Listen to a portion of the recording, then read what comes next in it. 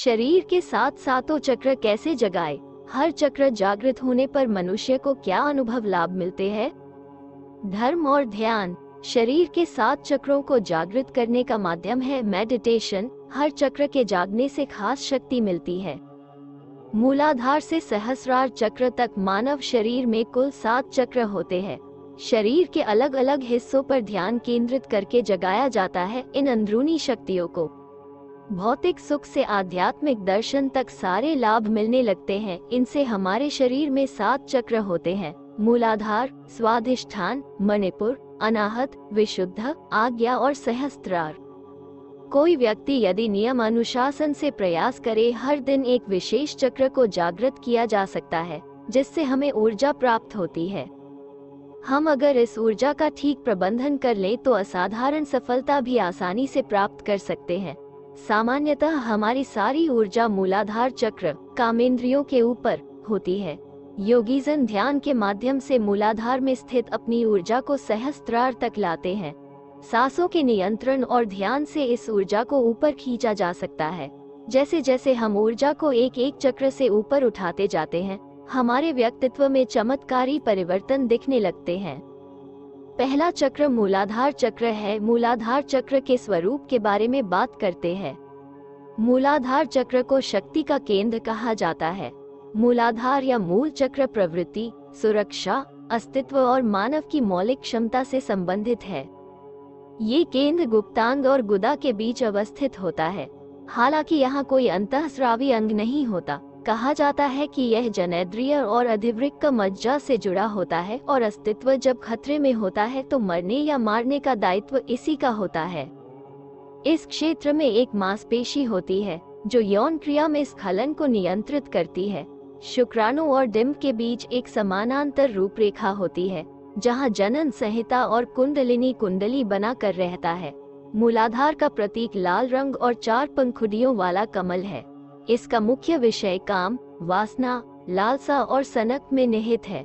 शारीरिक रूप से मूलाधार काम वासना को, मानसिक रूप से स्थायित्व को, भावनात्मक रूप से इंद्रिय सुख को और आध्यात्मिक रूप से सुरक्षा की भावना को नियंत्रित करता है।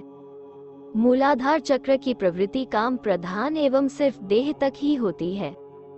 मूलाधार चक्र का प्रभाव से हम वासना से घिरे रहते हैं। प्रोफेशनल प्रभाव से टीम वर्क और टीम भावना बढ़ेगी। हम दूसरे चक्र स्वाधिष्ठान चक्र के स्वरूप के बारे में बात करते हैं। स्वाधिष्ठान चरक से वचनबद्धता, संकल्प और साहस बढ़ता है।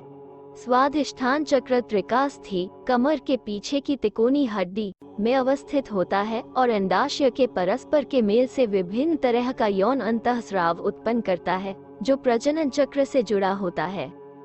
स्वाधिष्ठान को आमतौर पर मूत्र तंत्र और अधिवृक्क से संबंधित भी माना जाता है। त्रिक चक्र का प्रतीक 6 पंखुड़ियों और उससे परस्पर जुदा नारंगी रंग का एक कमल है। स्वाधिष्ठान का मुख्य विषय संबंध, हिंसा, व्यसनों, मौलिक भावनात्मक आवश्यकताएं और सुख है। शारीरिक रूप से स्वाधिष्ठान प्रजनन, मानसिक रूप से रचनात्मकता, भावनात्मक रूप से खुशी और आध्यात्मिक रूप से उत्सुकता को नियंत्रित करता है। स्वाधिष्ठान चरक देह के अलावा मन भी इसके अंतर्गत है। स्वाधिष्ठान चरक के आध्यात्मिक प्रभाव से विचार नियंत्रित, शुद्ध होगा। प्रोफेशनल प्रभाव स्वाधिष्ठान चरक का संकल्प और साहस में बढ़ावा। तीसरा मणिपुर चक्र का स्वरूप। मणिपुर चक्र संतुष्टि का भाव द्योतक है। मणिपुर या मणिपुर चक्र चयापचय और पाचन तंत्र से संबंधित है। ये चक्र नाभि स्थान पर होता है। ये पाचन में शरीर के लिए खाद्य पदार्थों को ऊर्जा में रूपांतरित करने में महत्वपूर्ण भूमिका अदा करता है। इसका प्रतीक 10 पंखुड़ियों वाला कमल है। मणिपुर चक्र से मेल खाता रंग पीला है।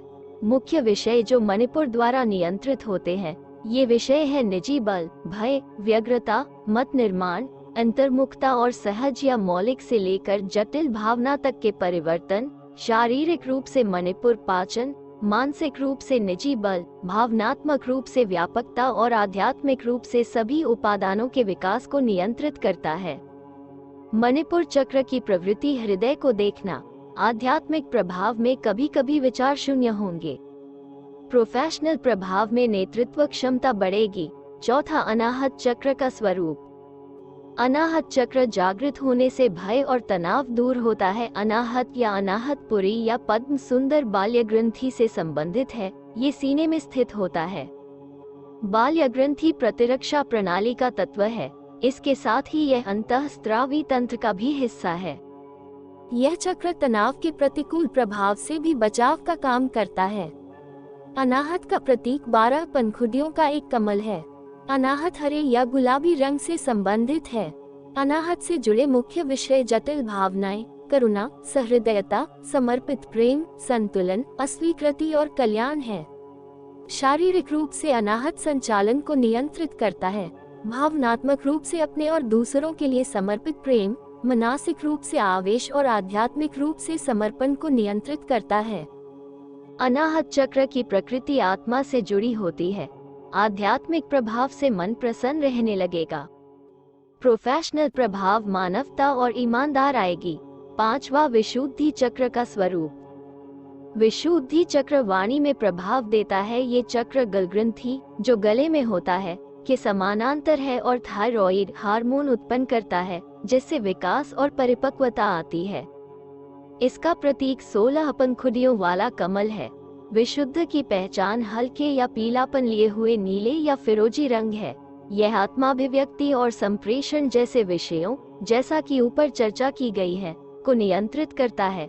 शारीरिक रूप से विशुद्ध संप्रेषण, भावनात्मक रूप से स्वतंत्रता, मानसिक रूप से उन्मुक्त विचार और आध्यात्मिक रूप से सुरक्षा की भावना को नियंत्रित करता है। विशुद्धि चक्र की प्रकृति से परमात्मा की हल्की झलक। आध्यात्मिक प्रभाव से चेहरे पर तेज, शांति प्राप्त होती है। प्रोफेशनल प्रभाव से महत्व या कीमत को समझेंगे। छठा, आज्ञा चक्र का स्वरूप के बारे में बात करते हैं। आज्ञा चक्र मानसिक दृढ़ता और क्षमा भाव देता है। आज्ञा चक्र दोनों बाहों के मध्य स्थित होता है।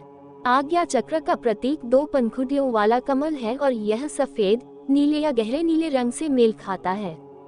आज्ञा का मुख्य विषय उच्च और निम्न अहम को संतुलित करना और अंतरस्थ मार्गदर्शन पर विश्वास करना है। आज्ञा का निहित भाव अंतर्ज्ञान को उपयोग में लाना है। मानसिक रूप से आज्ञा दृश्य चेतना के साथ जुड़ा होता है।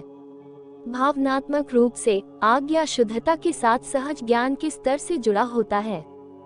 आज्ञा चक्र की प्रकृति परमात्मा की झलक या परमात्मा की प्राप्ति अधिक समय के लिए। आध्यात्मिक प्रभाव में आज्ञा चक्र अज्ञात भय से मुक्ति मिलती है। प्रोफेशनल प्रभाव से भय से मुक्ति और क्रोध पर नियंत्रण होता है। सातवां, सहस्रार चक्र का स्वरूप कैसा है, उसके बारे में बात करते हैं। सहस्त्रार चक्र के फलस्वरूप परमात्मा के होने का एहसास होता है। सहस्रार को आमतौर पर शुद्ध चेतना का चक्र माना जाता है। यह मस्तक के ठीक बीच में ऊपर की ओर स्थित होता है।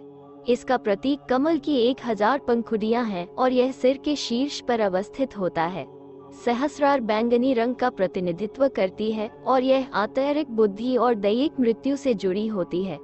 सहस्रार का आंतरिक स्वरूप कर्म के निर्मोचन से, दैहिक क्रिया ध्यान से, मानसिक क्रिया सार्वभौमिक चेतना और एकता से और भावनात्मक क्रिया अस्तित्व से जुड़ा होता है।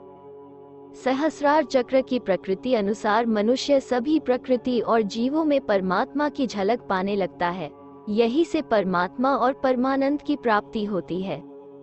सहस्रार चक्र के आध्यात्मिक प्रभाव से हर सांस में परमात्मा का नाम या गुरु मंत्र सुनाई देने लगेगा।